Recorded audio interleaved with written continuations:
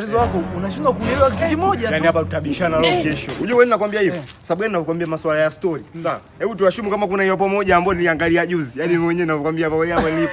Muda tunaikumbuka ile tu. Ninakwambia. Sababu gani mtu kakaa. Sawa, mtu kakaa.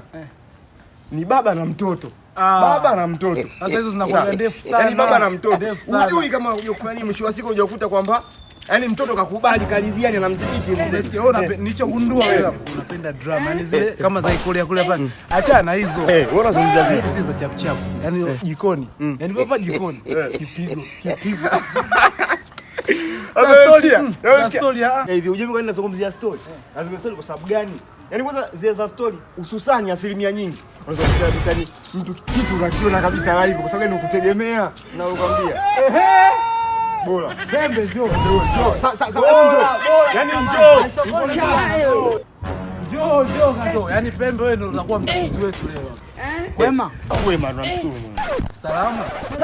Unaona kikapu nini ndoa ime? Ndugu yetu bwana huyu umeingia kwenye ndoa ni. Kwanza ingia kwenye ndoa. Kaka wanakutuma.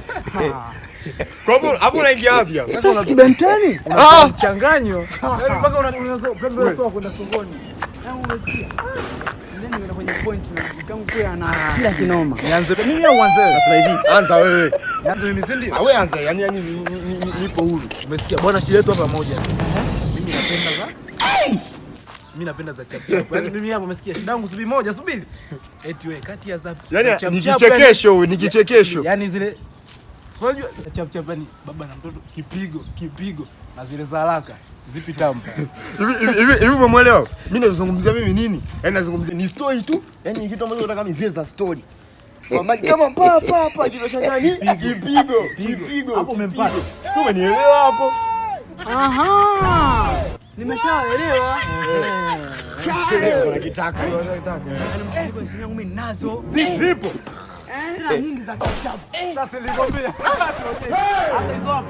Usiombe baba wewe. Jetli mtoto donieni. Utafurahi. Zinakuwa za moto hizo. Angalieni. Hapo usiombe.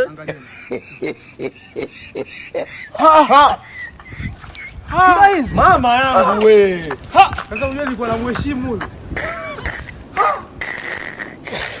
Kwani ni vitu gani hivyo umetuonyesha wewe? Sio kama tunazungumzia au nini? Kaka tunazungumzia movie. Yaani mbona sura yako inafanana na vitu vya tuonyesha? Kaka. Yaani hivi nimewaelewa vibaya. Sio vitu vibaya, wewe ndio vitu vyako. Hapana. Sisi tunazungumzia hivi. Ngumi kipigo. Yachieni mtoto yachieni jikoni. Tunazungumzia sisi kipigo. Uchafu. Si uchafu wanatuonyesha. Ngoja mimi niwahi sokoni bwana. Kaka, yaani mke wako ni afanani kabisa na vitu tunavyofanya. Kaka njoo. Yaani kumbe nawe unazo. Kaka unazo za kuomba maji? Kaka nimemtu.